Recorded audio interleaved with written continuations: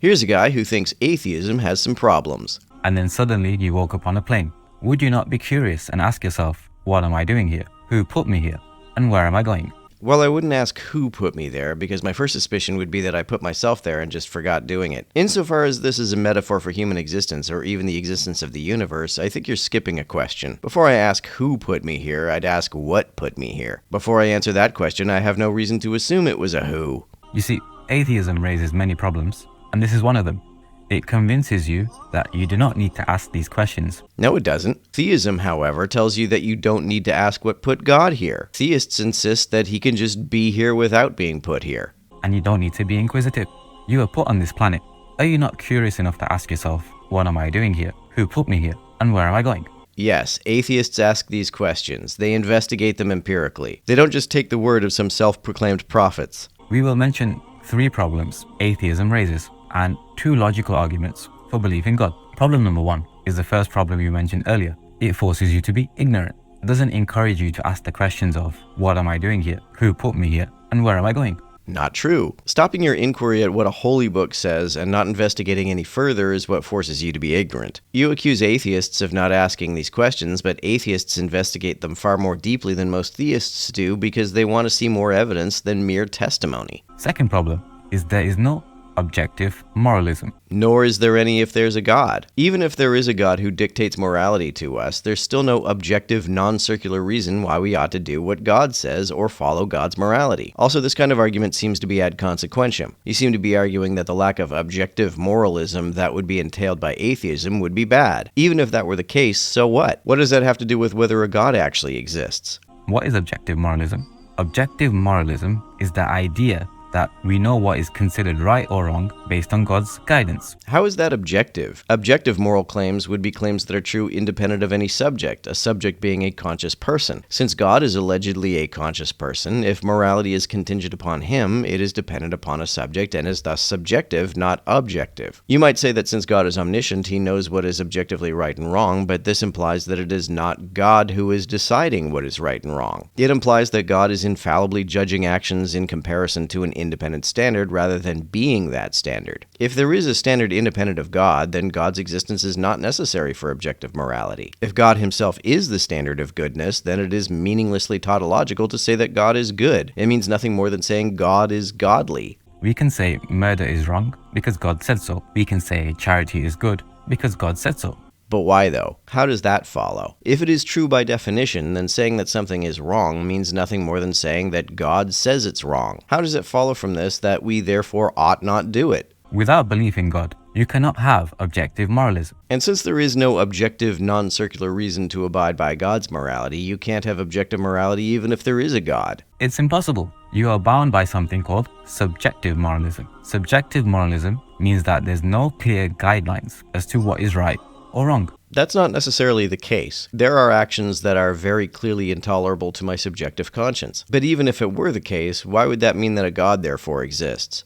Without a belief in God, you could say that murder is good and you can't question that person. Why not? If you can murder him, why can't you question him? You can say charity is bad and you can't question that person. Because without clear guidelines and objective moralisms, there's no such thing as right or wrong. I don't see why I need there to be an objective right or wrong in order for my conscience to motivate me. Theists try to frame the absence of objective morality as dangerous because there would be less stability in the way people behave. I don't think this is true. I think my own morality is actually far less flexible than the morality of a person who believes that right and wrong are objective. There are actions that are intolerable to my conscience regardless of the existence of any objective standard. Unaliving a harmless person is intolerable to my conscience regardless of any objective moral standard. Even if you could convince me that unaliving a harmless person is objectively morally obligatory, I still wouldn't do it. However, if you convinced a person who thinks they have a duty to do what they believe is objectively moral, that it is objectively morally obligatory to unalive a harmless person, they would do it. This is especially the case if you convince them that God says to do it. The third problem is without objective moralism, society will crumble. there will be no rulebook. I think that would only be the case if everyone were to become conscienceless psychopaths. I think there's a lot of evidence that most of us are born with an innate sense of empathy and justice. I think it's a very vague sense that is largely inconsistent until culture fills in the details with explicit rules, but in the absence of explicit rules, I think we could still have enough of an innate conscience to function communally. And even the rules that our cultures make up don't have to be objective to provide social cohesion. They just have to be widely agreed upon. You'll make your own rules, and you could use your own imagination to think how destructive society would become. I can also use my imagination to think of how harmonious society could be if we make our rules democratically rather than theocratically. If there were no rules. Now moving on, we'll give two main logical arguments for believing God. Number one, the teleological argument, also known as the design argument. Within this argument, there is a famous analogy known as the William Paley watchmaker analogy. So here's the story. William was walking and noticed there's a rock on the floor and thought, where has this come from?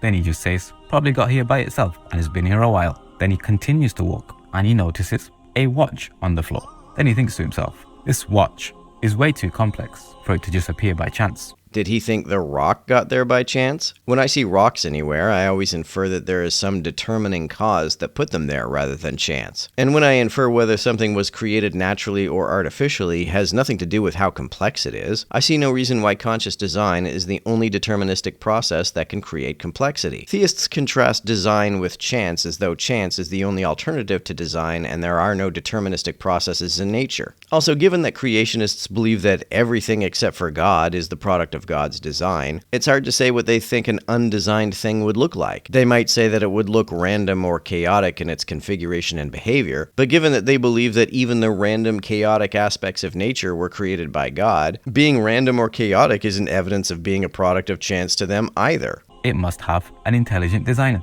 Complete non sequitur. Even if it were improbable for chance to produce complexity, which is debatable, it isn't impossible, and chance is not the only alternative. It isn't impossible, and chance is not the only alternative to design. A lot of the complexity we see in nature can be very thoroughly explained by deterministic natural phenomena. So if the watch is too complex to just appear by chance, then what about the universe? The universe didn't appear at all. To say that it appeared implies that there was a time when it didn't already exist. When exactly did the universe not exist? If time did not exist prior to the Big Bang, then it makes no sense to say that there was a time before the Big Bang when the universe didn't exist. If time did exist before the Big Bang, then so did the universe, because the universe is all of time, unless there's a multiverse of universes that have their own timelines. For example, if the critical density of the universe was off by 1/10 to the power of 15, then the entire universe would discombobulate. I think he means the initial density, because the density of the universe has changed pretty dramatically over the last few billion years. What reason, though, do we have to believe that the initial parameters of the universe ever had an opportunity to be other than what they are? The mere fact that we can imagine them being different and what the consequences would be if they were does not mean that they ever could have been different. And even if the parameters could have had other values, we have no reason to conclude that all other conceivable values are equally probable. Let's put this number in context.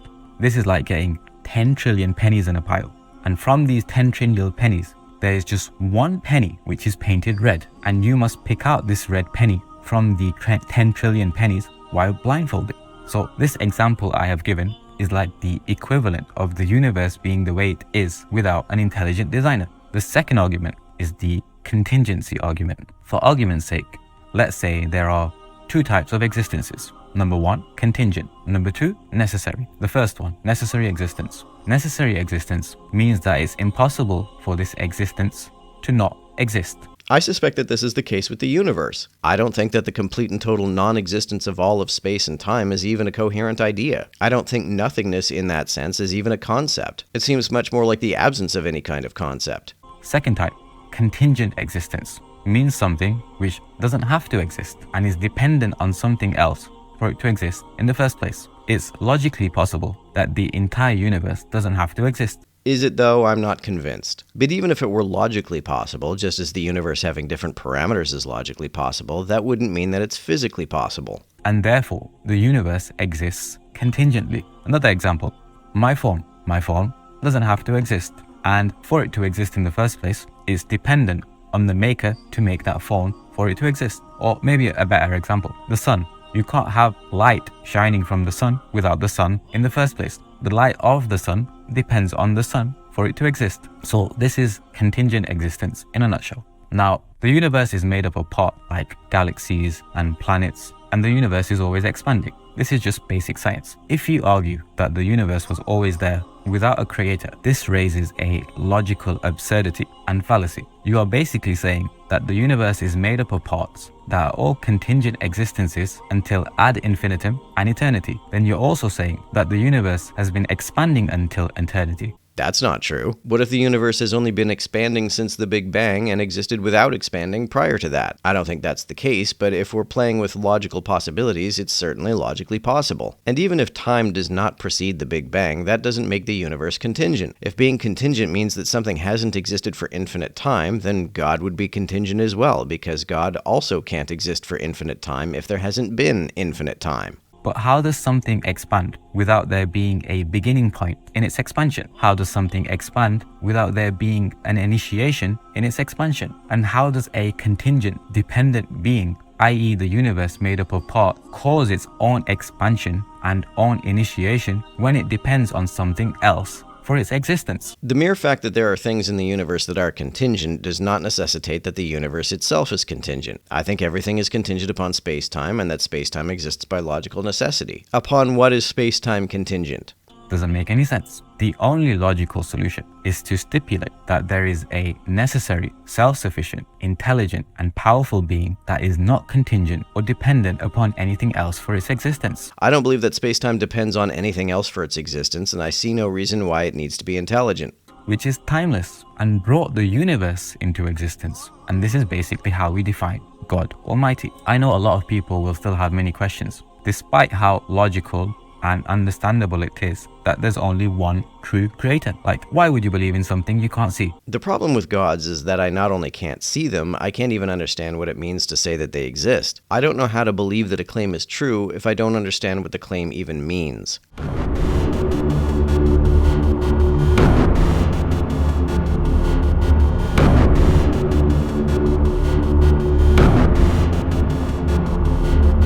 To everyone who helps me out on Patreon, you're a big help. Thanks so much.